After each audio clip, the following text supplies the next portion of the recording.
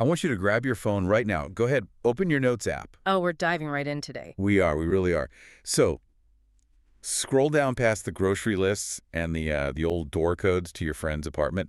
I want you to find that specific note. You know the exact one I'm talking about. The one from 2:0 a.m. Yes, the paragraph you furiously typed out at 2:0 a.m. like 3 weeks ago when you couldn't sleep. Or maybe it's that text message you drafted to an ex or your boss, and you just stared at it for 20 minutes and And then just deleted the whole thing. Exactly, deleted it. Today, we're doing a deep dive into that exact feeling. The things we feel but absolutely do not post. The questions that are just, they're too heavy to ask out loud. Mostly because we don't even have the words for them yet. It's like the drafts folder of the soul. The drafts folder of the soul. I love that. And that is exactly where we are living today. We're looking at a really unique piece of writing. It's a script titled The Architecture of the Messy Middle. Yeah, and technically it's the trailer script for a new show called This Might Be Something. But reading through it, it really feels less like a promo and more like this raw manifesto. It really does. It's for anyone who feels completely lost. Yeah. But, lost is kind of a strong word. Usually when we talk about being lost, society's immediate reaction is like, okay, here's a map. Get unlost. Fix it. Right. Hack the system. Get back on track. But this text, it's totally different. It almost argues that being lost is the actual point. It's validating the in-between seasons of life. Think about how we consume stories today, or even how we present our own lives online. It is entirely before and after. Oh, 100%. The glow up. Exactly, the glow up. Yeah. Here is me broke. Swipe right. Here's me rich. Here's me out of shape. Here's me running a marathon. We are completely obsessed with the launch and the landing. And we just conveniently edit out the entire flight. We edit out the turbulence. We edit out that long, boring part where you're just sitting in the middle seat, staring at the plastic tray table waiting to arrive. Yeah. The script calls that the messy middle. And it boldly argues that this is where real life actually happens. Okay, but let me play devil's advocate for a second here. Isn't embracing the mess, isn't that just a fancy excuse for procrastinating? How do you mean? Like, it sounds a bit like giving yourself permission to just wallow in it.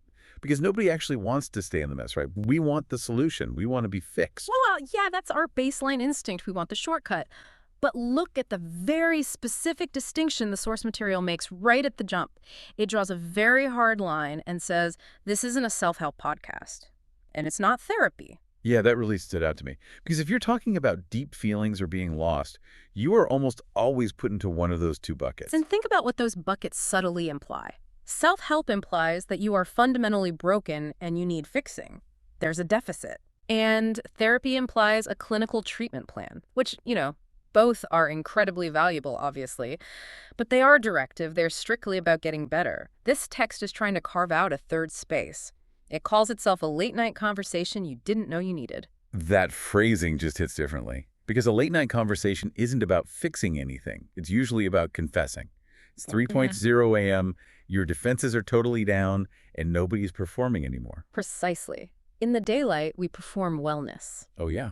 We drink the green juice. We post the gym selfie. We do the morning routine.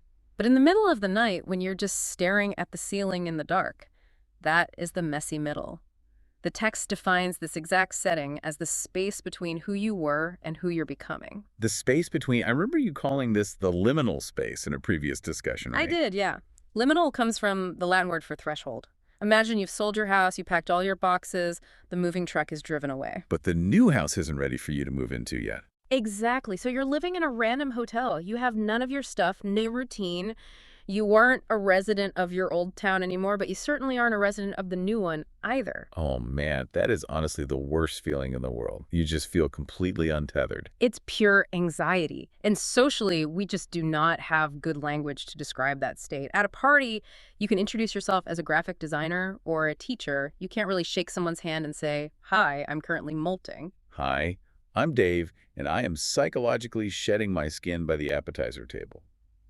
Yeah, that doesn't really work. It clears the room, and because we lack the vocabulary for it, we feel incredibly isolated. The text actually highlights two very specific struggles in this hallway phase: growing up and how lonely that can feel, and outgrowing people you still love. That second one, outgrowing people you still love, that is just a punch in the gut. It is heavy. Because we are taught from a young age that love conquers all. If you really love a friend or a partner, You just make it work. But in the messy middle, trajectories diverge.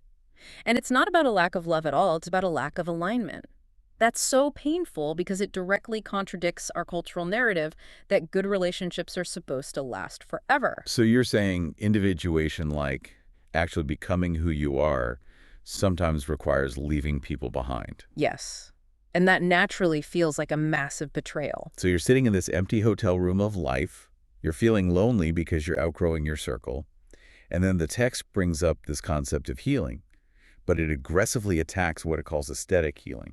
Which is such a crucial distinction to make here. I have to admit, I felt a little attacked by this part because I am a total sucker for the aesthetic version of healing. The bubble bath. Give me the $40 candle, the perfect leather-bound journal, the spa day.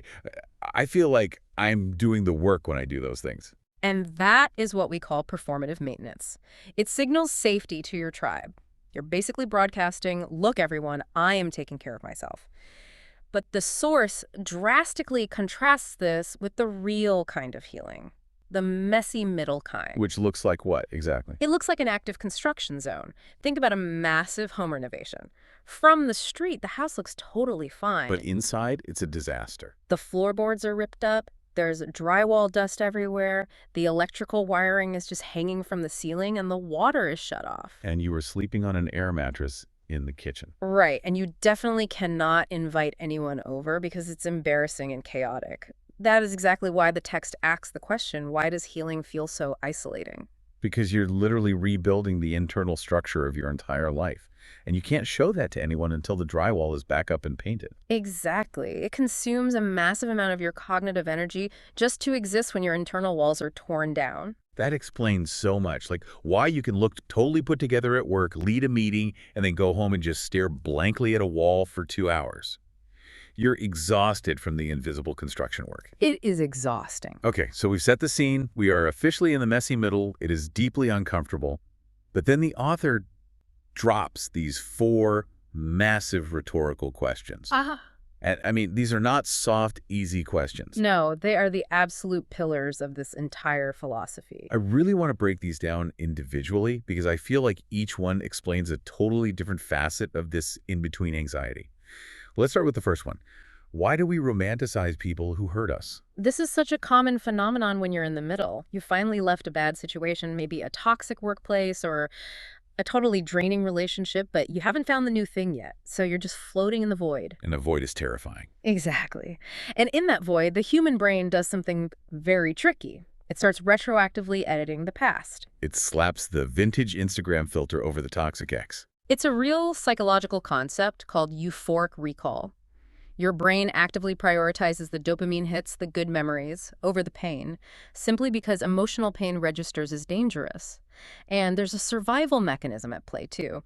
The known hell feels safer to our primal brain than the unknown heaven. Wait, so we romanticize the hurt just because at least we knew the rules of that hurt. It was familiar. Yes. The messy middle is entirely defined by ambiguity, and the brain despises ambiguity. It would genuinely rather look backward at a painful certainty than face an empty, unwritten future. Wow. That actually leads perfectly into the second question, which I guarantee is the one that will resonate the most with our listeners, especially the high achievers out there. Why does productivity feel like identity? The ultimate modern trap. I feel this one in my bones. If I have a Saturday with literally nothing on the calendar, I start to panic by noon. I feel like I'm wasting away or doing something wrong. Why is that link so ridiculously strong? Well, you have to look at the massive economic shift over the last century. We moved away from an industrial economy where your job was to physically make a thing to a knowledge economy. Right, where we are selling our thoughts and emails. Exactly. Now you are the product. Your output is literally your worth. So if you find yourself in a transition period, if you aren't actively producing something tangible, you feel like you have ceased to exist. It's totally existential. Like, I do, therefore I am. And the messy middle is so often a period of dormancy. Think of it like winter. Nothing appears to be growing above the ground. But if your entire identity is tied to the harvest, you are going to feel completely worthless in the winter. Even though winter is required for the harvest. The text argues exactly that. Winter is when the roots grow deep. You absolutely have to separate your being from your doing. Which is so much harder than it sounds when society rewards the doing. It requires rewiring your entire internal value system. Which brings us to the third question, and I think this is the real heavy hitter of the script. Why does change feel like grief? This is the one that people almost always miss. We are conditioned to celebrate change. New year, new me. Leveling up. We treat it like a software upgrade. I got the big promotion, I'm moving to a gorgeous new city, so why am I actively crying on the bathroom floor? Because even positive change involves a profound loss. To become the brand new version of yourself, the old version actually has to die. You have to mourn the you that lived in that old apartment or worked that old entry-level job. And the brain actually registers that transition as a literal death. It registers it as a loss of attachment. You are grieving familiarity. You're grieving the comfort of knowing exactly how your little world worked. And if you don't explicitly name that feeling as grief, you'll start to think you're clinically depressed. Or that you made a huge mistake. Right. You'll think, I shouldn't be sad, I just got married. But you are legitimately grieving your single self. The text does such a beautiful job of validating that contradiction. It gives you permission to be heartbroken about the happy things. Which is non-negotiable. Because if you don't properly grieve the old self, you can't ever fully inhabit the new one. You just end up dragging the ghost of who you were around with you. That is a haunting image. Okay, finally, the fourth question. Why does healing feel so isolating? We touched a bit on the construction zone metaphor earlier, but is there another layer to this isolation? There is. It's the inherent invisibility of the process. Real growth, the specific kind the source material is targeting, is entirely internal. It's shifting your perspective, enforcing new boundaries, changing your internal monologue. None of that is visible to the outside world. Right, it's not like losing 20 pounds where everyone at the office is like, wow, you look amazing, what's your secret? Exactly. You could be doing the hardest, most grueling work of your entire life battling childhood trauma, reframing your core beliefs, and to your friends, you're just sitting quietly on the couch. You look exactly the same. That discrepancy creates a massive gap between your intense lived experience and your social reality. And existing in that gap is what causes the isolation. So, the text poses these four incredible questions. But here's what I want to know. Does it actually answer them? Because I am sitting here looking for the answer key. And that right there is the trap. We all want the answer key. We want the top 5 steps to overcome transition grief. But the text explicitly says sometimes clarity doesn't come from having answers. Sometimes it comes from sitting with the question. Sitting with the question. Yeah. I'll be honest, that sounds absolutely excruciating. It really is. It is active waiting. It means forcing yourself to tolerate the anxiety of not knowing. We live in a culture of instant, on-demand resolution. We just Google the answer. We want the pill, the life hack. We want to fast forward the podcast. Exactly. But this philosophy suggests that the actual transformation happens inside the uncertainty. If you rush to find the answer, you short-circuit the entire growth process. It's like baking a cake. Yeah. You can't just crank the oven up to 500 degrees to bake in 10 minutes. You'll just completely burn the outside, and the inside will still be raw batter. That is the perfect analogy. The messy middle is the bake time. You really just have to sit in the heat. So who is this script really for? I mean, obviously it applies to everyone at some point, but the text calls out a very specific tribe. It mentions the overthinkers, the quiet feelers, and those rebuilding on the inside. I really love that term, the quiet feelers. Yeah, what does that specific phrase signal to you? It signals the people who actively choose not to externalize their process, the people who aren't live streaming their mental breakdowns on social media. They're feeling things incredibly deeply, maybe far more deeply than anyone around them even realizes, but they are holding it all in. This text is looking directly at them and saying, I see you. The source also mentions that the content of this upcoming show is highly fragmented. It says some parts feel like a diary entry, others feel like a random voice note.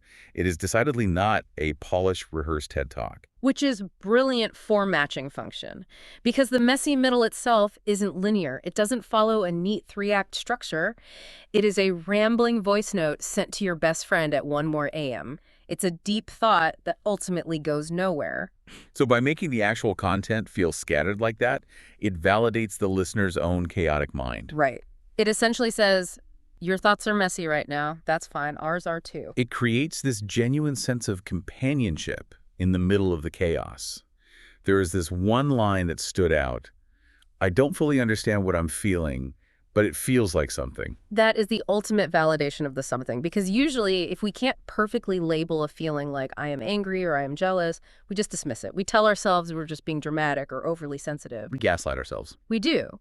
But this text says, no, if you feel a something, that is real data. Do not ignore it just because you lack the vocabulary to name it right now. Which perfectly brings us back around to the actual title of the project. This might be something. Notice the heavy lifting that the word might is doing there. Yeah, it's not, this is something. Because that would be pressure. That's a commitment to a thesis.